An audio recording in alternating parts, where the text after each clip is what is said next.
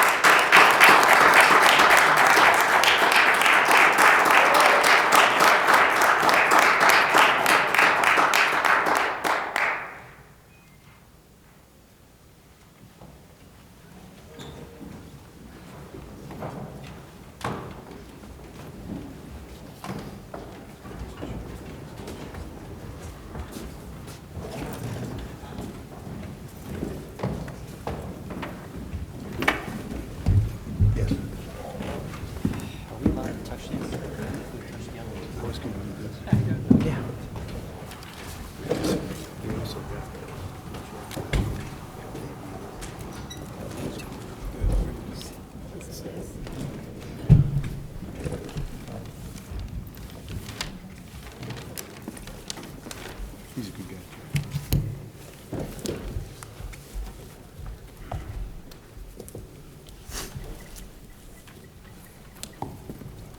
You want to do this?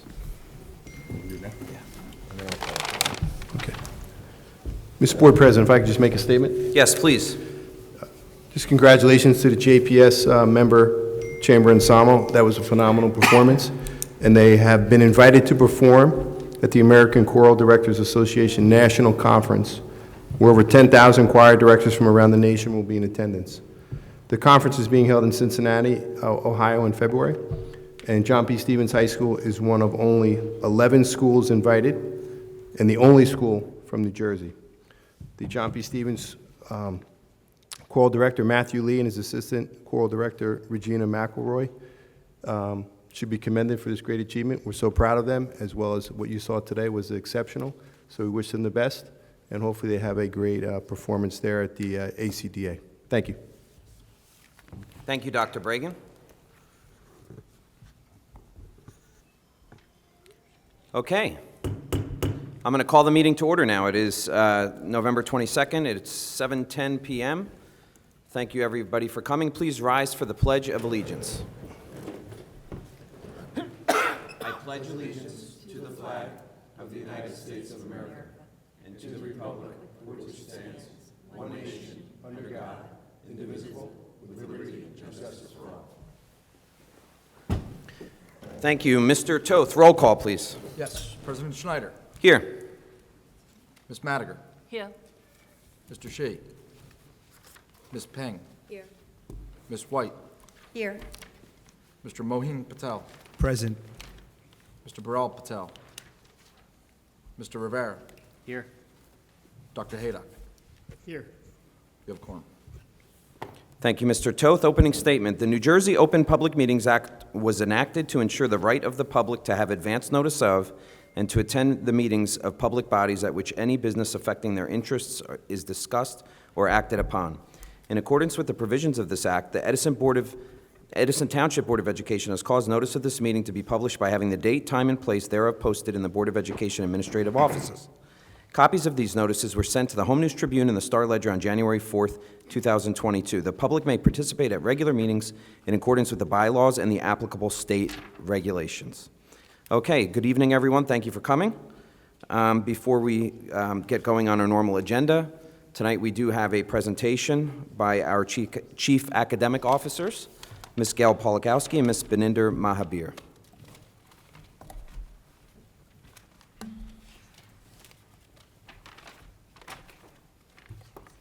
Good evening. Ms. Mahabir and I will be presenting all of the testing, the standardized testing results from last spring until present. So we're looking at the AP students. This is the total number of students who are enrolled in at least one AP class. Most of them take more than one AP class, but they are in at least one. And you can see that through the years. Each year we have increased the number of students enrolled. And in 2020, we opened up the access and we added some other AP tests and classes. So you can see how it really jumped after that point. And we already have the numbers for this year because students now have to enroll by the end of October. They have to declare that they'll be taking the test. So we have the numbers all the way up to 1,200 in JP and 524 in Edison High. Mr. Ross and his supervisor of counseling already they've been working on, both schools have been working on a plan to increase this number, but they have a specific plan. They're going to try to get that number pushed up in the next couple of years. And in the next slide, we're looking at the results of the combined schools. So overall, we offer 28 AP courses with a total of 3,409 total exams taken, which is a tremendous number of exams, with 1,744 students taking those exams. Again, we already have the number of students taking exams this year, which is up to 4,749, which is an amazing growth. Our biggest problem is we don't know where we're going to test them. We have to find the space. So that's a great problem to have. The one number that you may look at and wonder is the bottom number, the percent scoring of 3 or higher. So that is the only number that dropped, not significantly, but it did drop. And right now, we're not worried about that because what's happening is we are exposing more students to AP curriculum, and that's what we want to do. Because by exposing them to the rigorous courses, we are easing their transition to college. We're preparing them for the workload and developing those more academic skills that they will need to be successful at in order to be successful in college. The other reason that is a little lower is we have more and more students who are not enrolled in classes taking a test. They want to just see what it feels like, what it looks like, and we certainly don't want to discourage that, but the truth is when they're not in a class and we're looking at the results, very often they're only scoring a 1 or 2. So that is kind of pulling that down a little bit.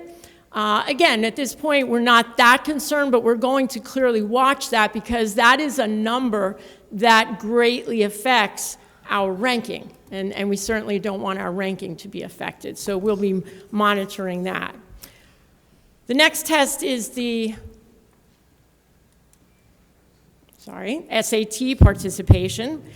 You can see that the numbers are fairly even with a little bit of a drop, and what's happening there is fewer universities and colleges are looking for SAT results.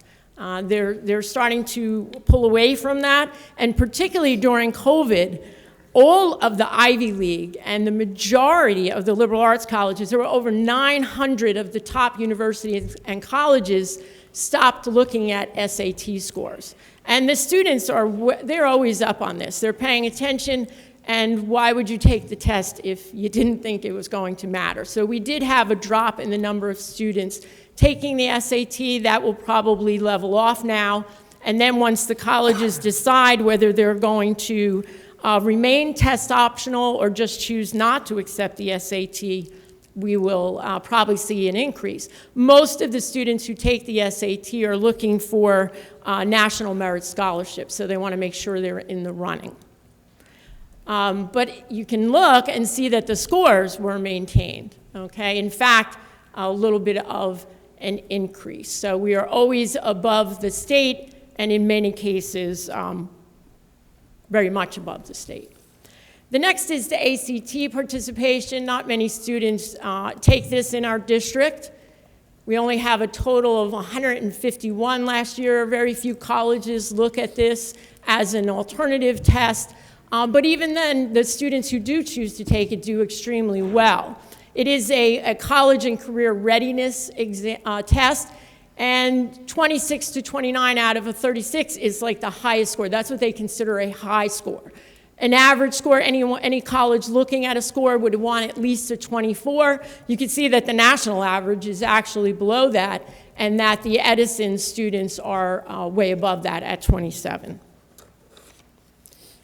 The next test is the New Jersey Graduation Proficiency Assessment, the GPA. So this is the test that the state proposed as the graduation requirement.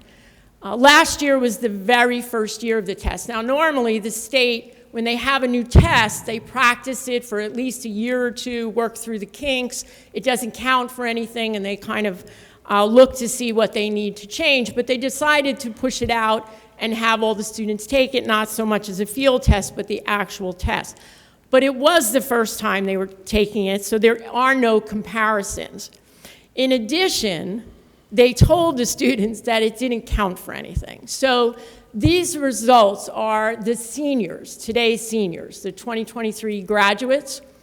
The test was aligned with the New Jersey standards for the 10th grade ELA and the algebra and geometry.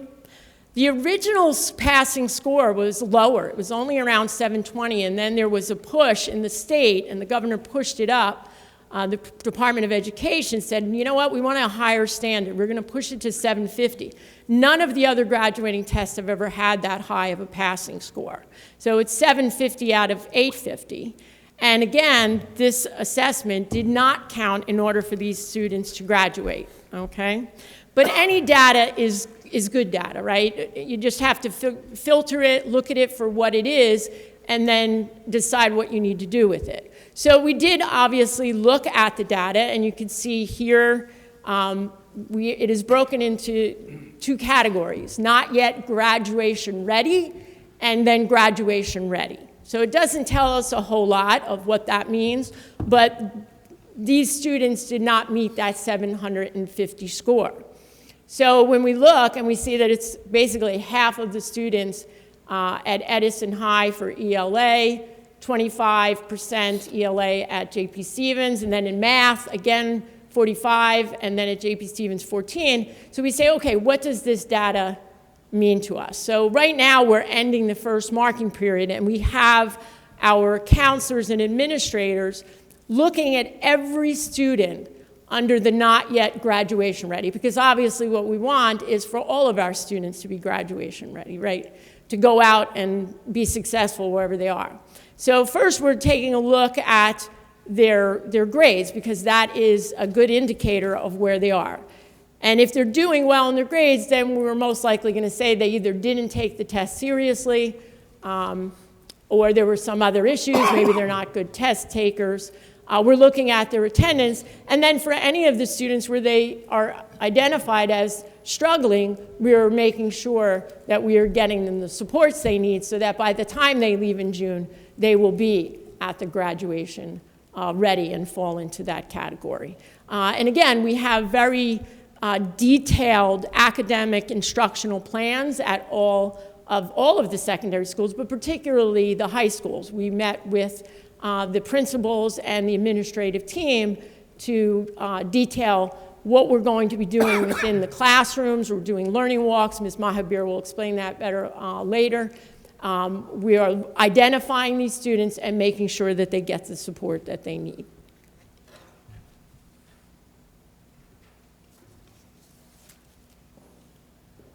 I'm getting to the age of reading glasses, so when I wear the glasses, I can't see you, but if I don't wear them, I can't see this, so excuse me, I might be flopping a little bit.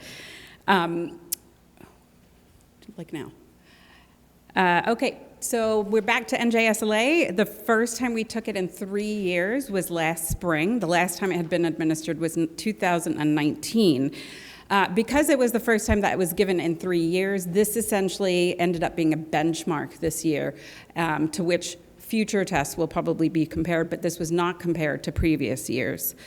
In early October, parents should have received an ISR, which is an independent student report, and that would give a more detailed view of each individual student's strengths and weaknesses as according to the standards. You can see for ELA that our district did pass the straight averages, and there still is the 5 reporting areas, as we mentioned before, and that's how we can compare. The final 2 levels, the level 4 and 5, are the ones that indicate that we are passing. We do know we have a lot of work to do. As a whole, in mathematics, we again did pass as an average across the district. We have been drilling down the data to the different schools and to the different individual students as well. We have been also identifying students at each building, those students that we can provide more support with, and I will detail that a little bit later as well. Science, again, did not count again this year. However, we did surpass the state. One thing that we're very happy about is science is obviously a very hands-on subject, so we're back to being able to do experiments and get the kids involved and interested in science as well.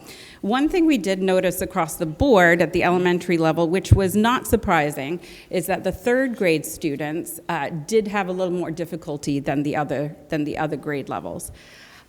We suspect in a lot of cases that that was partly because they haven't been exposed to test taking before in this format and the structure of the tests, which is something that we're also addressing. They also, of course, missed a majority of their 2nd grade in school as well, so which is primary years are, of course, pivotal K through 2, and so that is also a concern, and we'll be following those students throughout their career. So one of the things that we are required to report out is the different subgroups, and in this case, we all the subgroups except for one, the largest one, the number of students are, many of the subgroups do need attention, and we are providing that through a few different ways, and through a major focus on equity within the district K through 12. Math also continues to be an area of concern for our subgroups as well, again, except for the largest one. And again, we understand that this may be because in the year before, math is very difficult to translate sometimes when you're on an online program or an online format. And we're back to being able to do on-the-spot teaching and pulling students and being able to provide those strategies and scaffolds for them. You see the same trends here in science, it's not a surprise. And with gender, with the subgroups of gender, we actually equal out for both male and female across ELA, math, and science.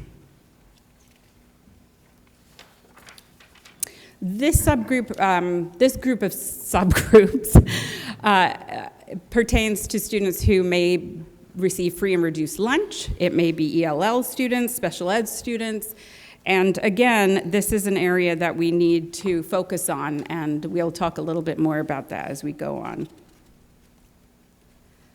In some cases, same thing happened with math. In some cases, these were the kids that may have been hit the hardest during the online portion, where they needed more hands-on instruction, and so we are building all of that back again. The same thing as well, again, goes for science. So we were also required this year, we were told in August that we needed to do the Start Strong testing again.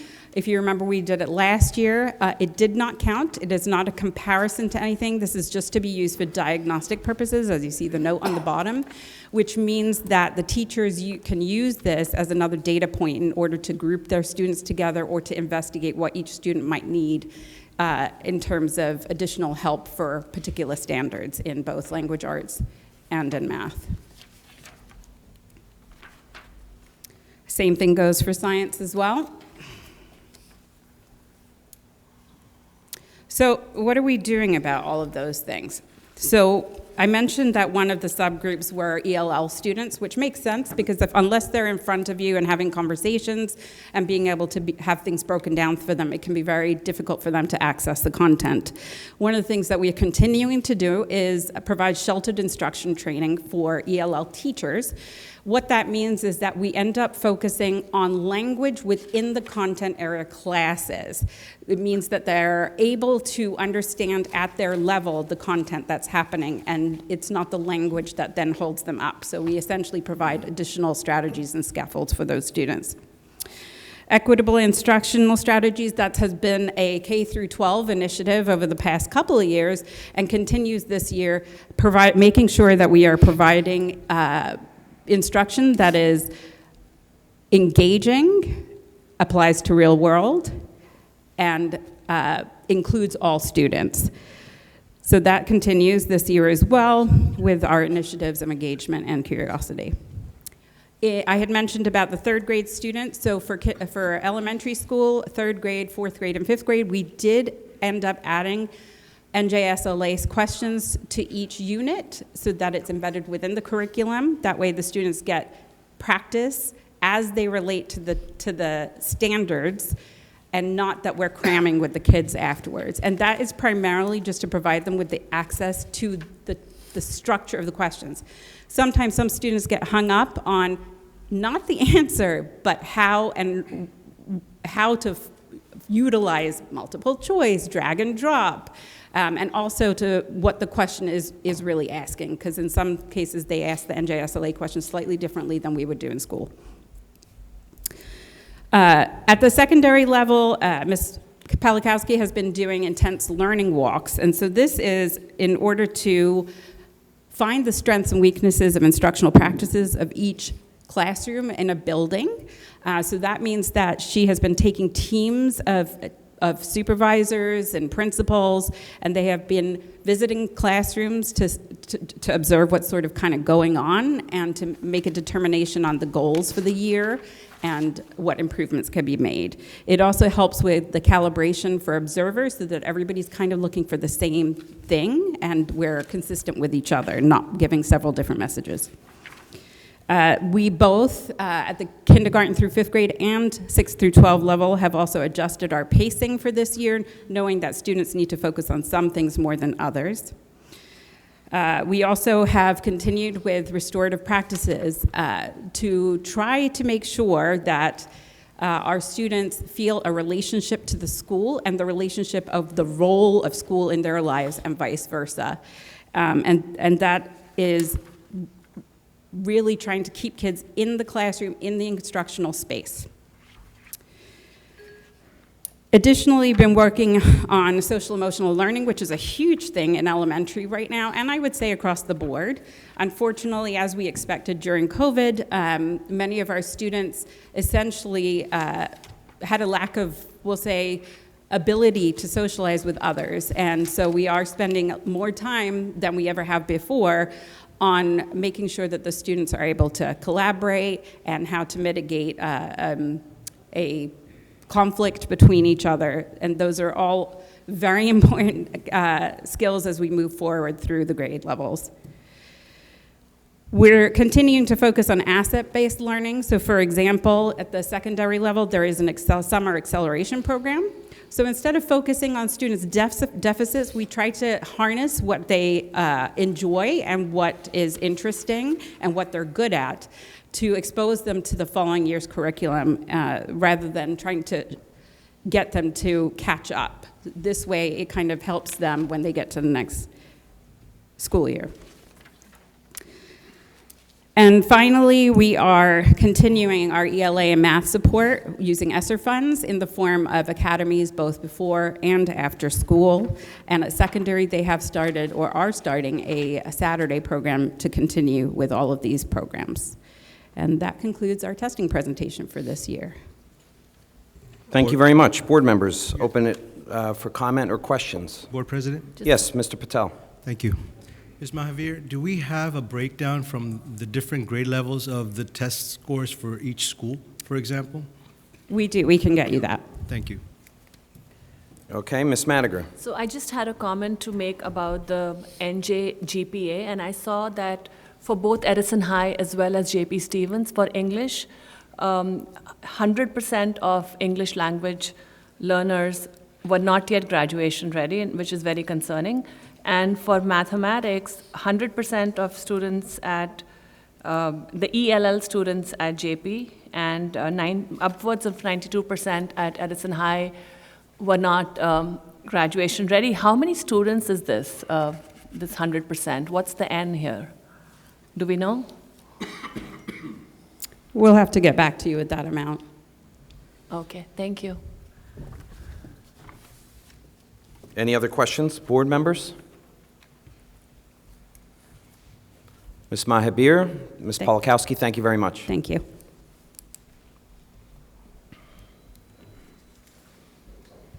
Okay, next.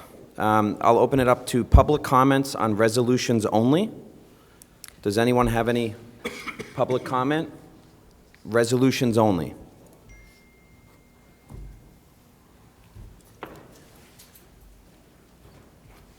Okay, with that, we don't have any public comment. Next, we will move Mr. Toth. Dr. Bragan, would now be the time to add any agenda items? Yes, Mr. President? Yes. I have a resolution to add to our personnel agenda for this evening. May I read that in, sir? Yes. Be it resolved that Edward Aldarelli be appointed acting superintendent effective December 1, 2022, until a successor is appointed, subject to approval of a contract as such by the Executive County Superintendent of Schools. Thank you. Thank you.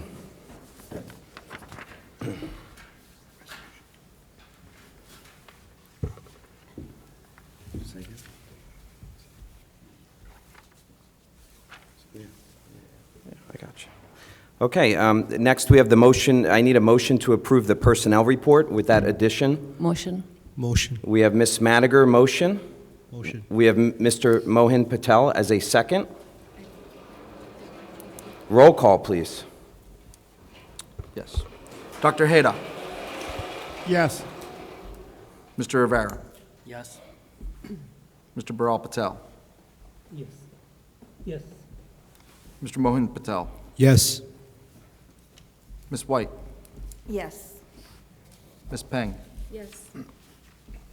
Ms. Madiger. Yes. President Schneider.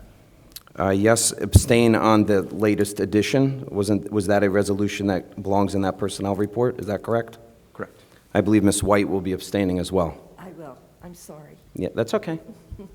So Ms. White and myself, abstention on that. Noted. On Motion just carries. that part, but everything else in the personnel report, yes. Noted, sir. Motion carries. Thank you. A motion to approve the administration, curriculum, and instruction pupil special services reports. Motion. Ms. Madiger, motion. Do I have a second? Motion. Mr. Mohan Patel, second. Roll call, please. Dr. Hayda. Yes. Mr. Rivera. Yes. Mr. Baral Patel. Yes. Mr. Mohan Patel. Yes. Ms. White. Yes. Ms. Peng. Yes. Ms. Madiger. Yes. President Schneider. Yes, with an abstention on a professional development approval for Amy Donner. Abstain, PD. Noted. Motion Thank you. carries. Motion to approve finance reports. Motion. Ms. Madiger, motion. Do I have a second? Second. Second. Mr. Rivera, second. Roll call, please. Dr. Hayda. Yes. Mr. Rivera. Yes. Mr. Baral Patel. Yes. Mr. Mohan Patel. Yes. Ms. White. Yes. Ms. Peng. Yes. Ms. Madiger. Yes. President Schneider. Yes. Motion carries. Okay. Very good, thank you. Announcement on our next meetings. We have a caucus meeting on Thursday, December 15th. That's at the Education Center at 7 p.m. And as we approach the holidays, we have another public meeting that will be at Edison High School in the new auditorium on Tuesday, December 20th at 7 p.m. Before we move on to our public comments and any board member comments, I'd like to introduce again, from John P. Stevens High School, Mr. Aditya Rawat, who joins us tonight as our student representative from JP Stevens. So, good evening. How are you? I'm good, thank you. Good. Welcome back. Appreciate it. You have the floor, sir. All right, thank you, Board President. Good evening, everybody. I'm Aditya Rawat. It's good to see a few familiar faces from last month. I'm one of the student council presidents at John P. Stevens, and I'm going to be talking about what's been going on this past month at JP. To start us off, as we transition into the winter, I'd like to take a second to appreciate the fall sports on their incredible achievements. I said this last time, but yeah, I play soccer. I have blonde hair. So we had boys and girls soccer, football, girls tennis, girls volleyball, cross country, and cheer. Finished their athletic season this season, and they all celebrated hours and countless days of work at their banquet. Coming up, we have tryouts taking place most of this week for our winter sports, where our basketball, swimming, track, bowling, cheerleading, ice hockey, and wrestling teams are going to look to perform as top teams in the Greater Middlesex Conference. So the start of November not only indicated our sports coming to an end, but also the start of college deadlines for our seniors, which was a taunting task for sure. As of the November 1st deadline, 77% of seniors applied to at least one college. 65% of seniors had a letter of recommendation written by a school counselor, even though not every college requires counselor letters. A total of 1,069 letters of recommendation were sent by teachers. And a grand total of 5,655 applications were submitted by our seniors. We'd like to thank all the teachers and counselors who took time out of their busy schedules to write these recommendation letters. The JP Stevens Choir has continued to perform as they participated in the Tenebrae Choir concert in Morristown, and also made a trip to Atlantic City for the All-State Mixed Chorus, where JP was tied for most students from a single school sent with 14 members. Our choir was also featured in News 12 holiday segment, and it's going to be published soon. In other news, our robotics team placed second in the first Robotics Rapid React Brunswick competition, and they look to carry on this momentum in the upcoming competitions. Our student council at John P. Stevens successfully administered our homecoming just a few weeks ago, and we're also planning JPS Got Talent for the first week of December, and we've received a lot of virtual auditions.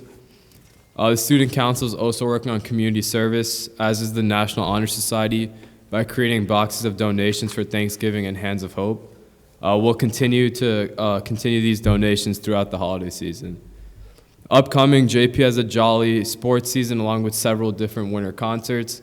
We can't wait to see how JP is going to thrive this holiday season, leading us all into a long-awaited Christmas holiday season. Thank you, and I look forward to seeing you guys soon. Very well said. Thank you very much for your participation tonight. Thank you. And please stay here with us. If anybody has any questions from the public, I'm sure you'll be happy to answer. Board member comment. I'd like to start right next to you with Dr. Haydock and move down the line. Thank you, Mr. President. That was well said. Just a couple things I want to highlight. We were not here before we were here before Veterans Day, but I want to just pay tribute to those veterans that are here tonight and across our town, in our country, that are continuing to keep us safe, battle for our country. We still live in the best country of the world, and we should pay tribute to them, not only for one day, but every day in our country. So we give thanks to them. That JP Choir was one in a million. We wish them luck, obviously, in Cincinnati in February. They work hard.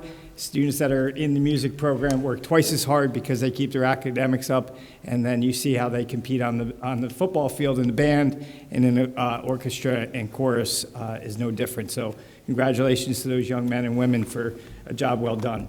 And it's also great to see our increased AP numbers, the students that are taking those tests, giving it a shot. Those are difficult tests to take. Scoring a 3 or higher on those tests is close to impossible for a lot of students. So just taking that risk is something special. So we truly appreciate them in our school district, because obviously our rankings count on that, and certainly our pride in our schools. So great job. I'm looking forward to the wrestling season. I'm a former wrestler myself, so JP Stevens has a great team, and so does Edison. So the winter sports, as our rep said, is just around the corner. I wish everybody a wonderful, safe Thanksgiving. Give thanks for the best district in the world. We live in a great town that's very cultural sound, so our school district is in good hands moving forward, and I want to give thanks for everybody coming out tonight. Thank you. Thank you, Dr. Haydock. Mr. Mohan Patel. Thank you, Board President. First and foremost, I want to congratulate Dr. Ed Eldarelli for this position that he's going to be getting in. I want to also congratulate the choir for doing a phenomenal job, and also I wanted to say thank you. Thank you for, thank you to the, I would say thank you to the public for putting out some pressure to make sure that we did the right thing and we put the students first. What I want to do is also wish a safe journey to all the members that are going to be flying out this winter for a special event. I know they're going. There's a huge group going from Edison, from the BAPS temple. So I want to make sure that they have a safe journey. I want to also say congratulations to everyone for doing the right thing and voting this election and making sure we put our students first. Thank you. Thank you, Ms. Peng. Thank you. Just a few hours ago, I thought we wouldn't have a superintendent this coming month, but looks like we do. So congratulations, Eddie. Hopefully, we can, all together, we can do a good job next year. Also want to thank the public for putting the pressure on some of the board members for finally doing the right thing for the students, and we're putting the students first. Thank you. Mr. Biro Patel. Thank you, Board President. So first of all, I apologize for my outfit today. I came running from JFK Airport and had no chance to even take a break, so apologies for that. Big congratulations to Dr. Eldarelli, very well deserved, and I hope, I'm pretty sure you'll do a great job as a superintendent. That being said, everyone, have a happy Thanksgiving. Thank you. Ms. Madiger. So today is the last day that Dr. Bregan is sitting with us in this room. I guess I just want to wish him the very best in his new position in Virginia. And I would also like to congratulate Dr. Eldarelli for this new role, and I wish you the very best. Thank you. Thank you. Mr. Rivera. Am I allowed to touch this? You are now. You already did. All right. I didn't know last time I couldn't touch it, so I wanted to make sure I do the right thing. First of all, I want to welcome Mrs. White back. You were missed. Your presence here, means a lot to all of us. So, again, condolences to your losses, and I'm so excited that you're back. Mm-hmm. The other thing I wanted to say is I want to wish Dr. Bregan good luck wherever he's in Virginia, whatever he's going to do over there. I expect you to do good things.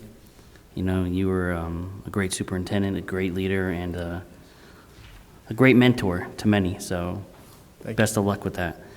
Last week was also Educational Support Staff Day, so I want to thank all of our educational support staff out there. We appreciate everything that you're doing.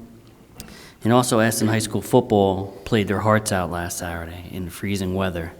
And I just wanted to say I've never seen so many young adults, young kids, put everything on the field there, blood, sweat, and tears.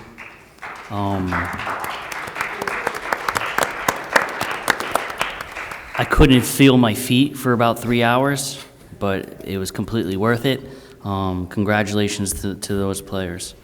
And also, I just wanted to give Eddie good luck, buddy. You're going to need it, man. You got some tough shoes to fill, but we're all here to support you. And finally, happy Thanksgiving to you all, and I look forward to spending some time with my family, and I hope you guys enjoy your families as well. Thank you, Mr. Rivera. Ms. White. Okay.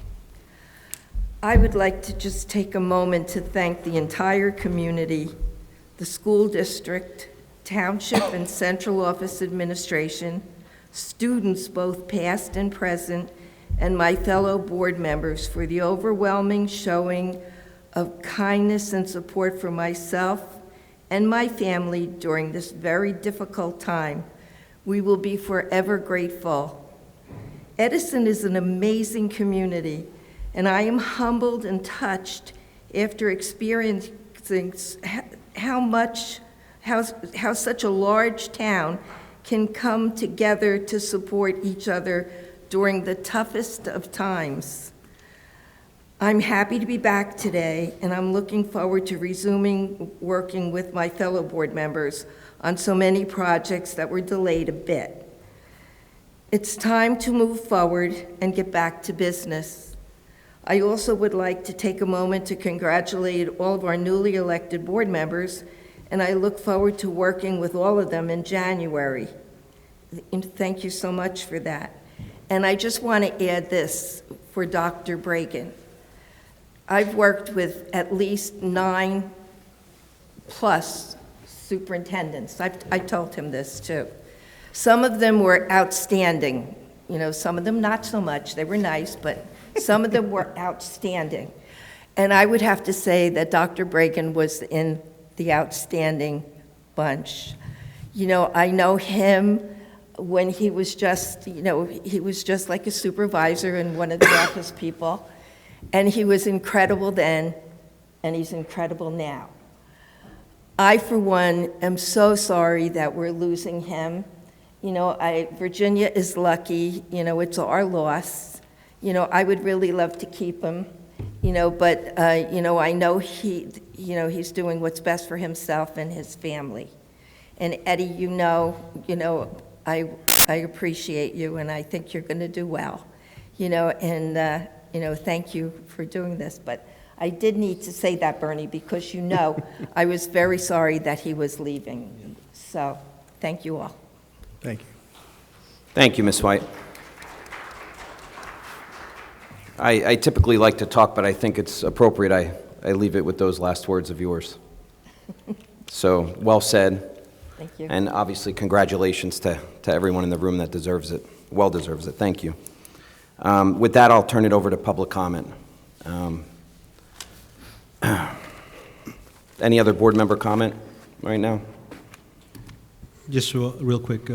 Yes. Thank you so much, Dr. Bragan, for doing an outstanding job through COVID and everything that we've gone through. The best thing that I will always remember is you kicking that rat's butt and tipping off the coffin when it was really not supposed to be there. Thank you so much for everything you've done. Thank you. And happy Thanksgiving to everybody. Prior to... Yeah, sure. Dr. Bragan.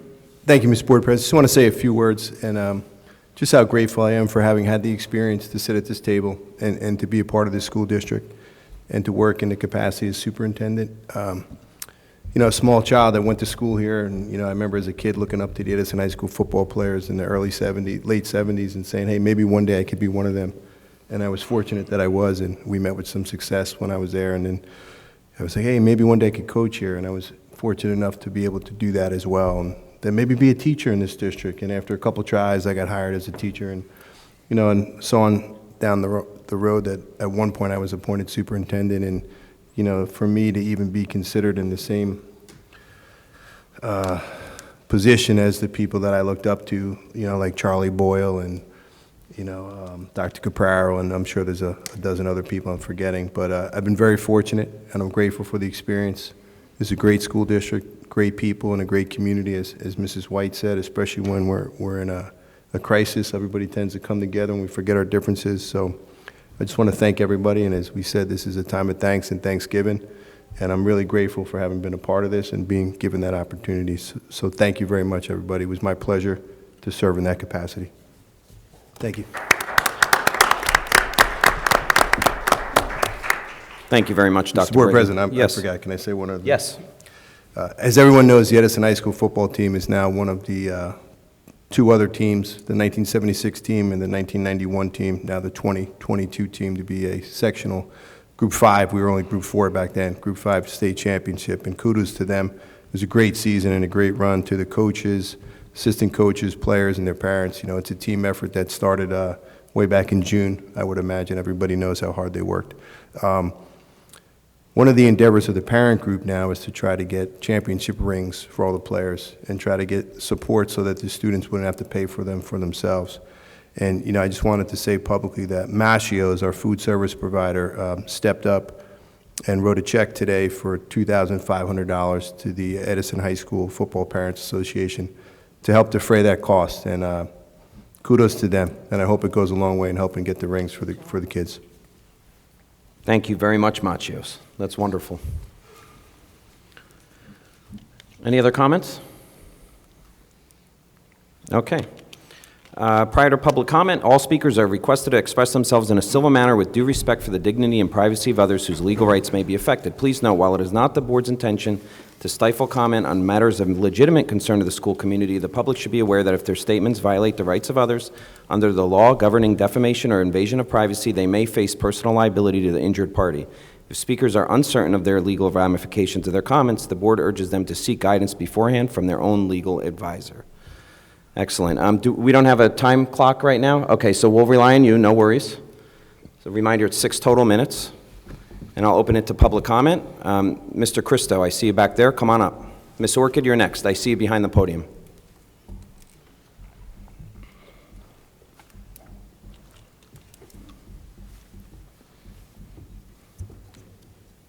Am I recognized? Yes, you are, sir. So I see you just read a disclaimer that has no legal basis behind it. A board member cannot sue for defamation. New York Times versus Sullivan says exactly that. Shivi, you should know this. When you got Akil Malhotra and the other 2 people who slandered the teacher when you helped get them a lawyer. Through the chair, please. I'm speaking through the chair. Thank you. She knows very well that you can certainly defame board members and teachers, as long as there's no malice. Why are you reading these disclaimers to threaten members of the public?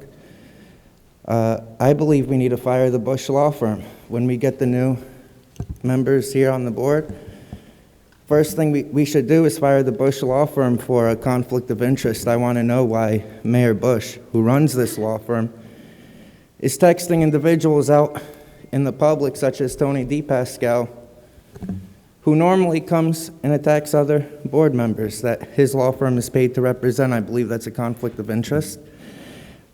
Dr. Bragan, August 8th, I love you. I let my statements, how I feel about you, known in email, but right now I want to speak about some other things. August 18 and 19, please keep your calendar open. You're going to be called as a witness. That's why I believe they were trying to get you fired as quick as possible, because there's current ethics violations due to come out, and they wanted to send you as far away from Edison as possible so you cannot testify. Please keep your calendar open the 18th and 19th so you can, thank you.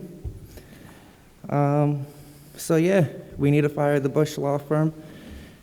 Every single day, every single time before public comments, you're threatening taxpayers, you're threatening parents, you're threatening anyone who might want to come up and say their opinions.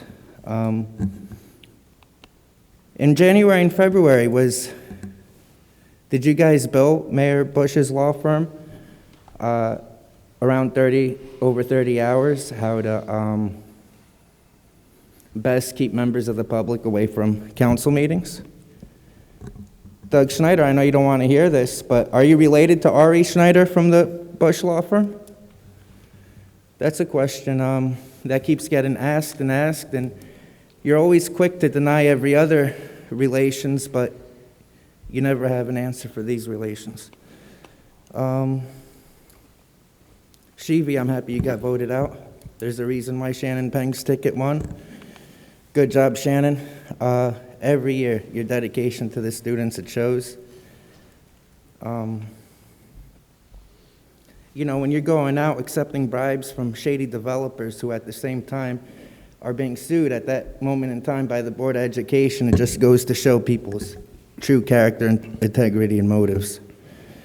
How much time do I have left over there? 2:44. 2 minutes and 44. Do we still have rebuttals here? You could come back up and use your 2:40, well, now it's 2:37. Well, no, that's not the law. The law doesn't say that we have to surrender our standard time in order to get rebuttal time.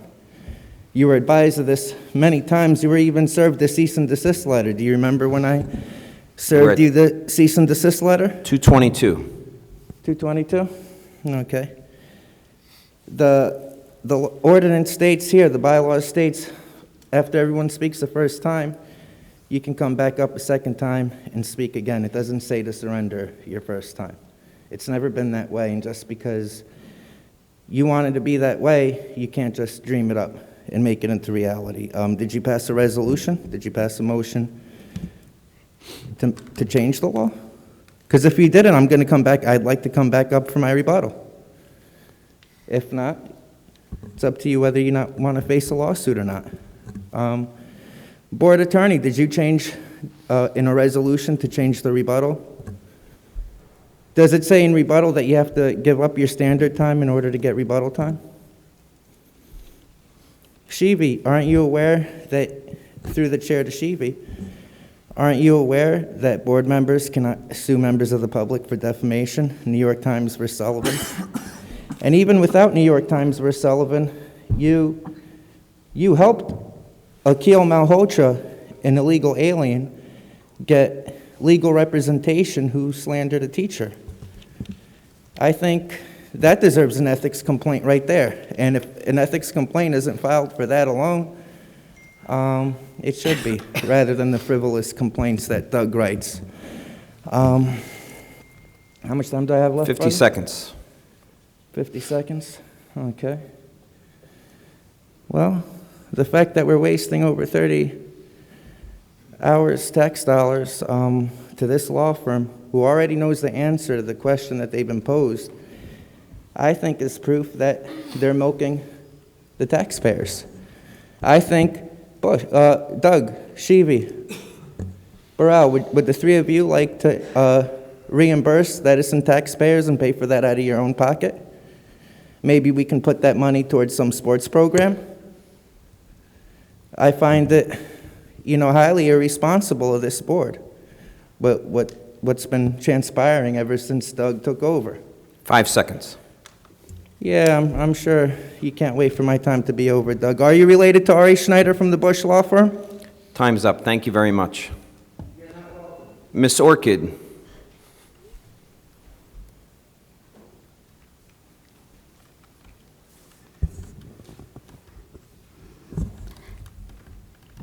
Maria Orchid, 83 Jefferson.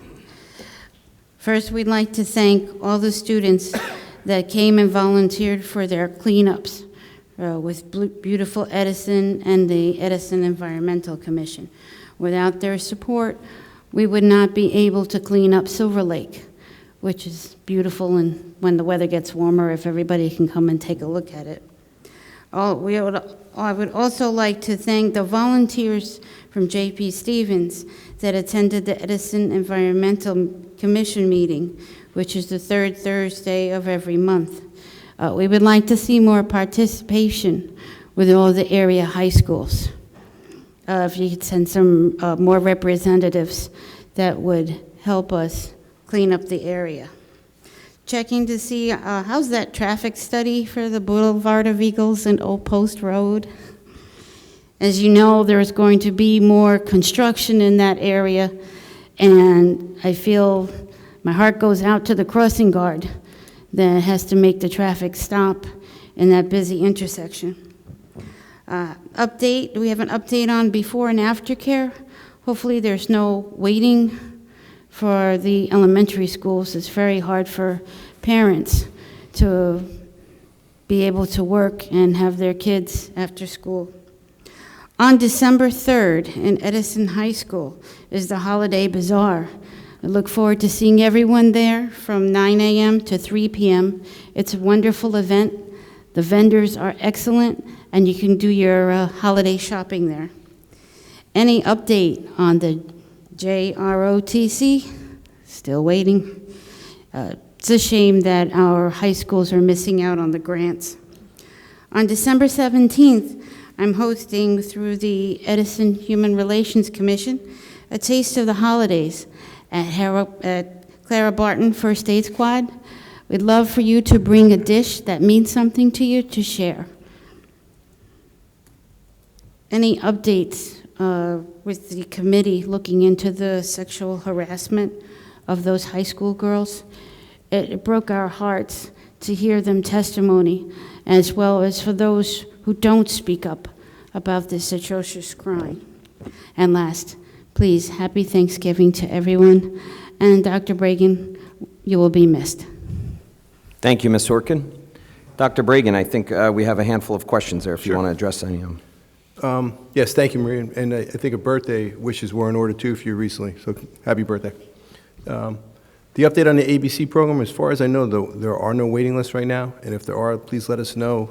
We've been working with the township on that and with the coordinator, Mrs. Furcher from the Recreation Department. If there is anyone, let us know, and we'll do our best to make sure we make that list as small as possible.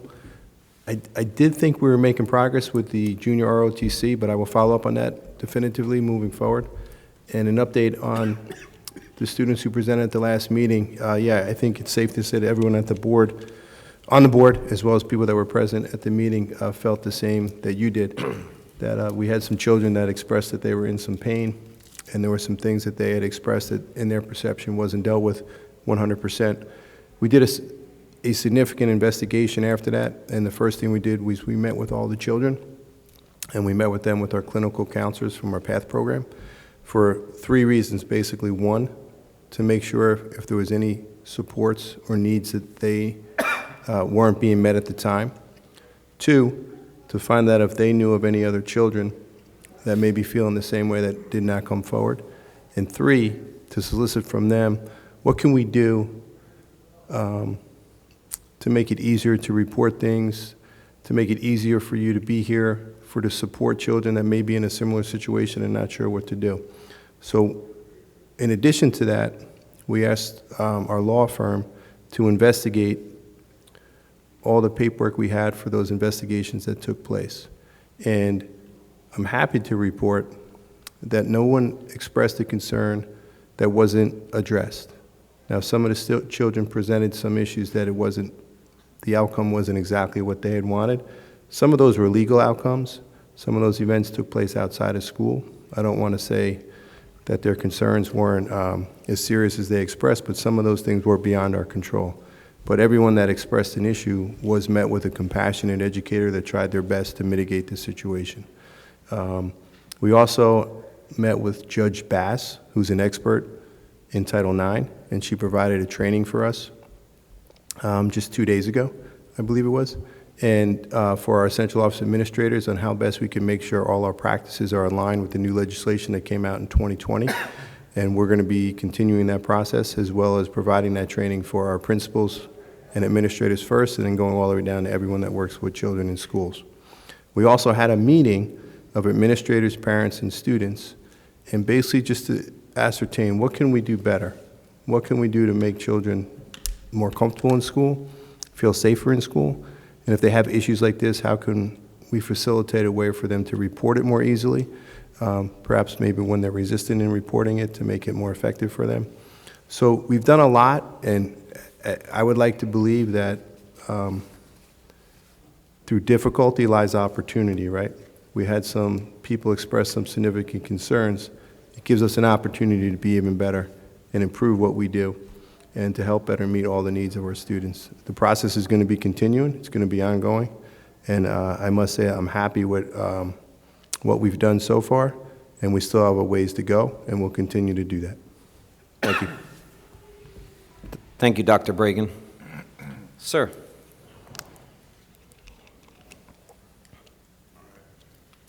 How you doing, Jeffrey Bowie? Hi, Jeffrey. You have 6 minutes. All right. So, I got 2 kids in the school system. One is, she's in JP, a junior, been in the school system since she was 5th grade. Now, every time I come when I used to go to the school, 5th grade, I was able to walk right in, speak to the principal or speak to whoever at the time, and it was just an easy process. And, this always helped me communicate with the teachers because I'm one of those parents. Kids act way different, in school than at home, and you really get to peek inside.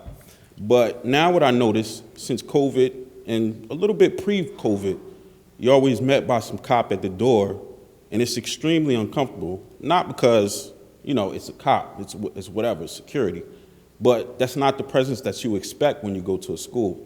So what happens is we're replacing security with the freedoms and comfort of talking to these teachers, and it's not right. I haven't seen anything scaled back. I only paid attention to the virtual meeting probably the last time, and I missed half of this coming here. But we need to roll some of this back. You know, there's a lot of controversial stuff coming into these schools. NJSEL is very vague online, but we know, you know, especially considering some of the, you know, racial aspects of it.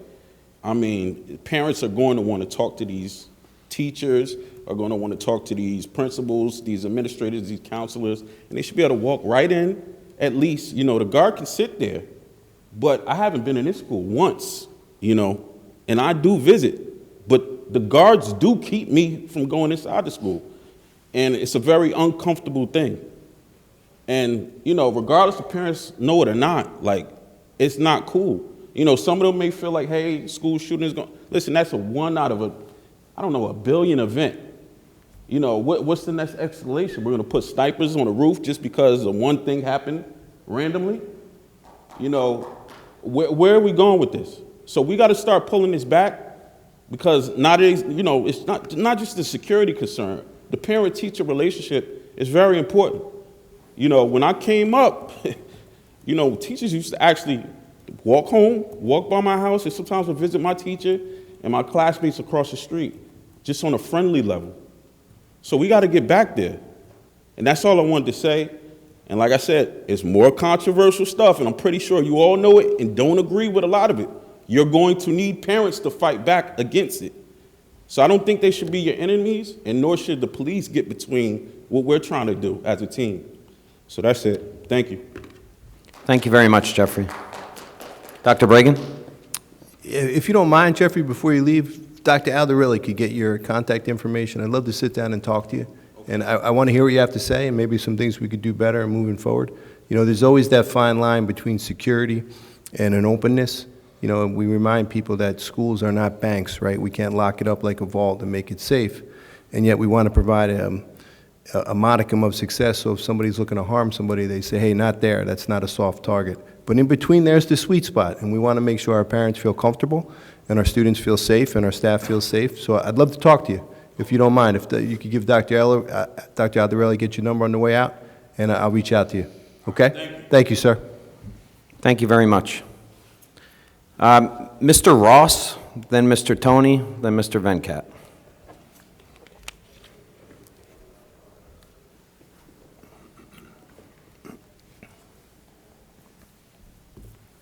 Charles Ross, Principal, Edison High School. I won't touch the mic either, Mohan. I'm not sure. We're not supposed to touch him anymore. A lot of you guys already shouted out. I'm here kind of on two ways. First, as the head of the Edison Principals and Supervisors Association, I want to wish Dr. Bragan well in his new adventure down in Virginia. I know that he won't ever forget where he comes from and the South Side and Edison High, class of '83. I mean, we appreciate the things that he's done for our district in his time here. And I know as a unit, we look forward to working with Dr. Ellie, all the central office staff, and of course, all the staff that falls under the ETEA to help our kids have their best possible education. But I wouldn't be the Edison High principal if I didn't get a little bit excited about our state championship that we had. And I appreciate all of the people. It really was a community event. And you're going to see that when the team started to win and the team has been coming together, a lot of the kids have been playing for 4 years. They played through the COVID year where they only got 6 games. They kept working out in the summers, off season. You'd see them out on the fields when nobody else was there practicing. And it was really nice to see all of that effort pay off. But it truly was something as a community. I was lucky to ride down on a fan bus the last couple games. But there were so many people that came out, alumni, just so many different people from the community, and our band, our cheer, the coaches, Mr. Sandell, the athletic department. It was really just a whole group team win, and it made everybody feel so good. If you were at that North Brunswick game when it looked like everything was over, and it just shows that nothing's impossible, and when you keep working hard, always good things will come to you. And we do look forward and appreciate all of that community support. But it was great because the band was there when we beat North Brunswick, who'd beaten us like 17 times. And when we finally beat them, the next day the band went to MetLife Stadium and then won the national championship. So it was kind of like the different groups there, success spread on each other. And we look forward to, this was the first week of the winter season, so we look forward to always our fun rivalry with J.P. Stevens that we have back and forth and all of those things. And to Ms. Orchid had asked about the JROTC. The guidance from Edison High and J.P. Stevens had met with some people from the Army, and we talked about possibly getting us some JROTC going forward. One of the things that they need from us is a show of interest. Like, there has to be students that actually want to come and do the ROTC. And Edison, we're always proud to be the home of the Eagles, and we take our American pride very seriously. And I know that we'll be able to get those students, but we're going to be putting a survey out, and those of you that have 8th grade students, be looking for that survey as well, because we have to, it really works well, JROTC, as a program for building self-discipline in students and getting students to, focus on service to others as a way to have the best possible life for yourself. And I want to thank Ms. Orchid for her son Jack, who was in the service as well. So, and again, thanks to everybody, and next month we'll see you at the new Edison High Auditorium, all finished with curtains. Thank you, Mr. Colibas. Thank you, Mr. Ross. It's truly something special when you go to an Edison High School football game. Everybody's bundled up, and Mr. Ross he just blends in with the student section. It's really incredible. Mr. D. Pasquale, welcome. 6 minutes, sir. Tony DePasquale, 2 Pine Street. I'm also the administrator of a new online group called the Edison, New Jersey Watchdog Organization.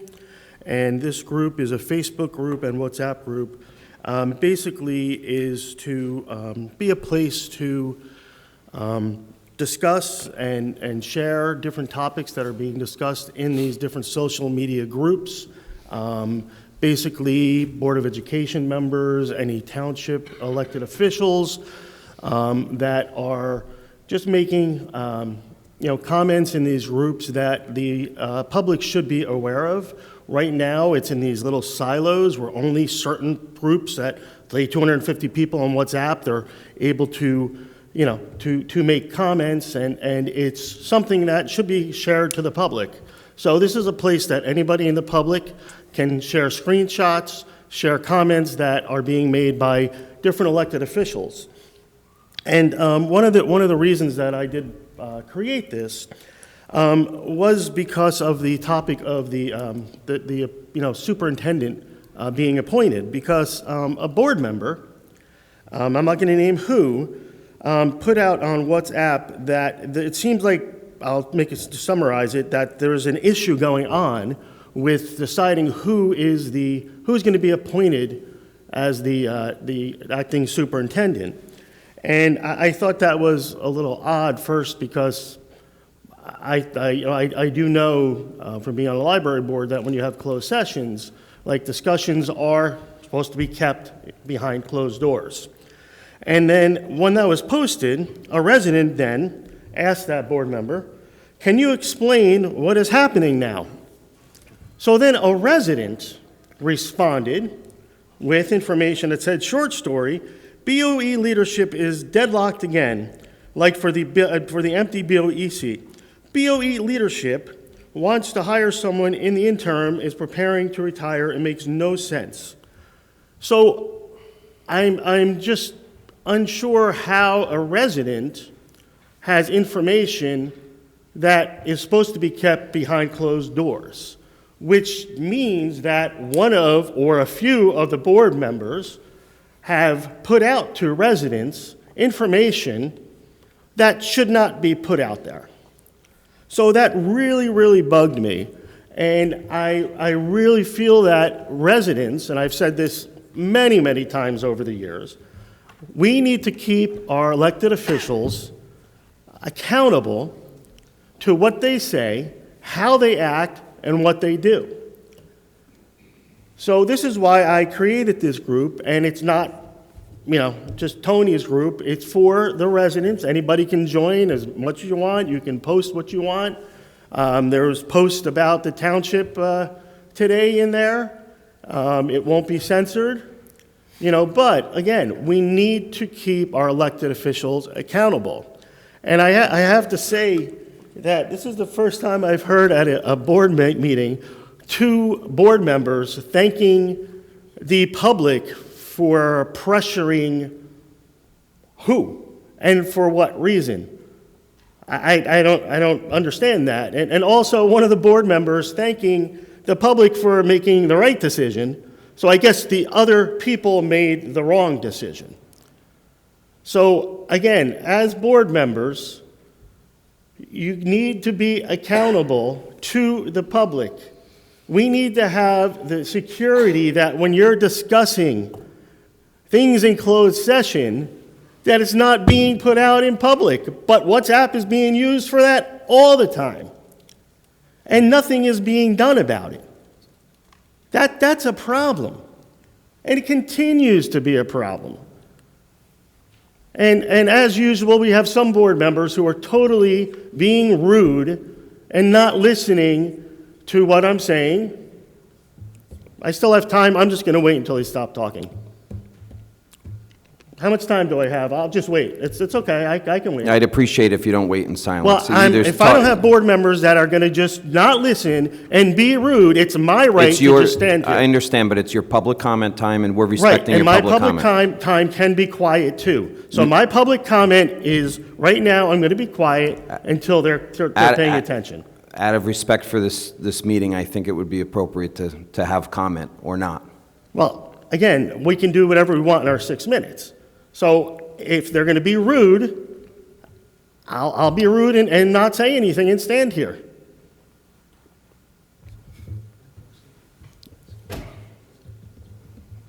How much time do I have left? You have 40. No, they're not 40 doing anything. You have I 45. know. You have 45 seconds, and I'd appreciate either have a comment or you could come back up when you do have a comment, please. Mr. DePasquale, please. We have to respect. We have to respect the public meeting. Come on. Thank you. Thank you. You have 25 seconds left when you're ready. Mr. Venkat.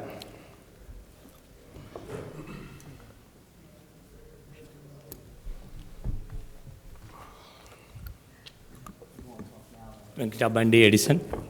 So good evening, everybody. First of all, I would like to thank all the board members for coming to the consensus and ensuring that we are not getting into December without a super. So thank you very much for working together and making this happen, each one of you. So it's irony that the person, the nominated library board member coming here, who is texting to Bush Law Firm about who is happening, what is happening, is complaining about what's happening on social media. He himself started 100 WhatsApp groups and trying to accuse others. So I can't pity him. That's all I can tell you. So from the positive side, Dr. B, you're going to be missed. And I'm angry, and I'm also happy for you, because I'm angry because this board leadership didn't give an opportunity to hear you, to extend you. But I'm happy for you that you are getting away from this rotten place and going to a better place. And I'm sure that you will rock wherever you go. And this town will miss you.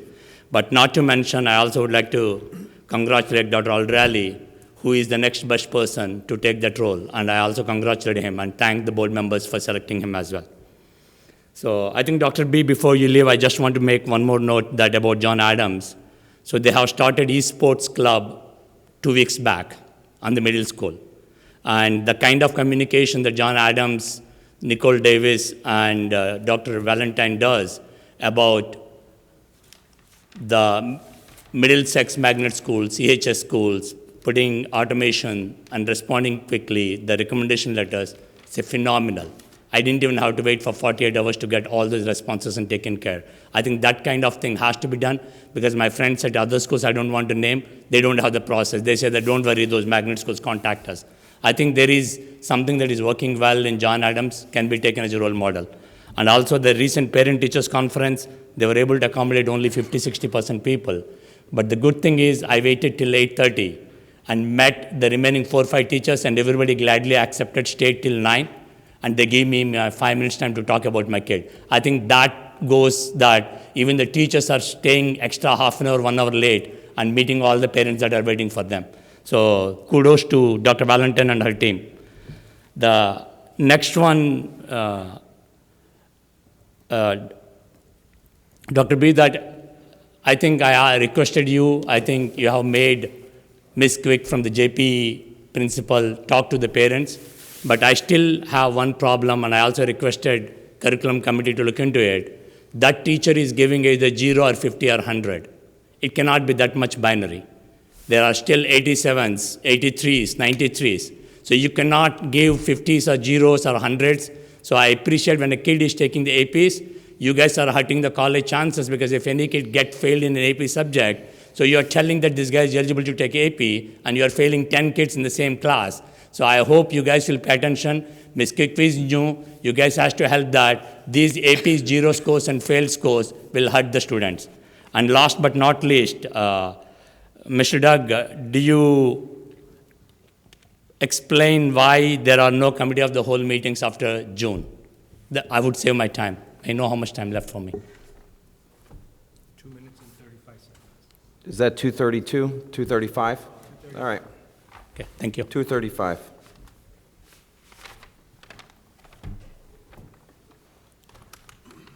I will answer that question, Mr. Venkat. We sent, I think I addressed this a couple of times, but we sent all of the documents to the Department of Education in Trenton, and that's all for all of the projects that we've discussed.